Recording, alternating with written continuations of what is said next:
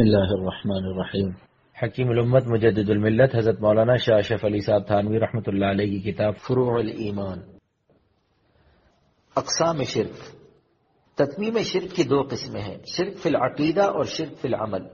شرک فی العقیدہ یہ ہے کہ غیر اللہ کو مستحق عبادت سمجھا جائے، یہی شرک ہے جس کی نسبت ارشاد ہوا ان اللہ لا یغفر ان یشرک بہ ویغفر ما دون ذلک لمن یشاء، بے شک اللہ نہ بخشیں گے اس کو کہ ان کے ساتھ شرک کیا جاوے، اور بخش دیں گے اس سے کم کو جس شخص کے لیے چاہیں گے۔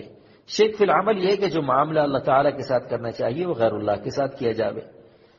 اس شرک میں اکثر عوام بالخصوص مستورات کثرت سے مبتلا ہے، مثلا اللہ تعالیٰ کے سوا کسی کی قسم کھانا، کسی کی منت ماننا، کسی چیز کو طبعاً مؤثر سمجھنا، کسی کے روبرو سجدہ تعظیم کرنا سوائے بیت اللہ کے کسی اور چیز کا طواف کرنا، کسی قبر پر تقرباً کچھ چڑھانا، کسی سے کہنا کہ اوپر خدا نیچے تم۔ اسی طرح کے ہزاروں افعال ہیں، یہ افعال سخت معصیت ہے، مسلمانوں پر واجب ہے کہ اپنے گھروں میں اس کا پورا انسداد کریں۔ قال اللہ تعالی یا ایھا الذین آمنوا قوا انفسکم واہلیکم نارا، اے ایمان والو بچاؤ اپنی جانوں کو اور اپنے گھر والوں کو دوزخ کی آگ سے۔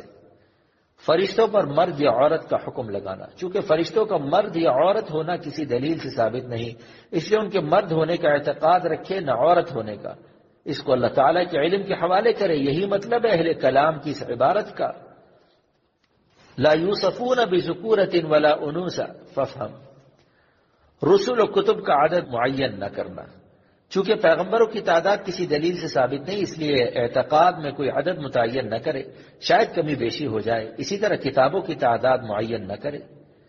فائدہ، آخرت کے دن پر ایمان لانے سے یہ سب کچھ داخل ہو گیا۔ یقین لانا، ثواب و عذاب، قبر پر ایمان لانا، حشر و نشر پر یقین لانا، پل صراط پر، حوض کوثر و میزان اعمال اور تمام واقعات قیامت پر، ان ابواب میں بے شمار نصوص وارد ہے۔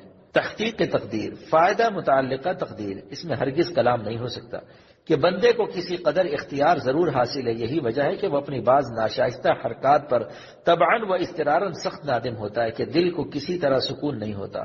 راشا والے کو کسی نے نہ دیکھا ہوگا کہ حرکت ارتعاشی پر اس کو ندامت ہوئی ہو اور معذرت کرتا ہو۔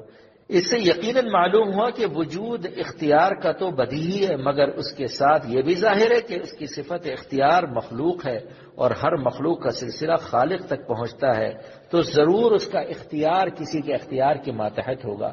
یہ مرتبہ بے اختیاری کا نکلا کہ بس بندہ نہ پورا مجبور ہے نہ پورا مختار۔ یہی خلاصہ ہے مسئلہ تقدیر کا، اور اس قدر سمجھ لینے میں نہ کوئی دقت ہے نہ کوئی اشکال، اور اسی قدر سمجھنے کا ہم کو بھی حکم ہے۔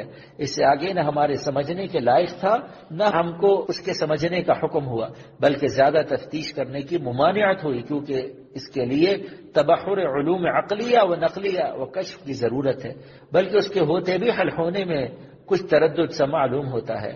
اور عوام کے بعض شبہات کا جواب جو اس مسئلے سے متعلق ہے، رسالہ جزاء الاعمال کے خاتمے میں ذکر کیے گئے ہیں، ان کا دیکھ لینا ضروری ہے۔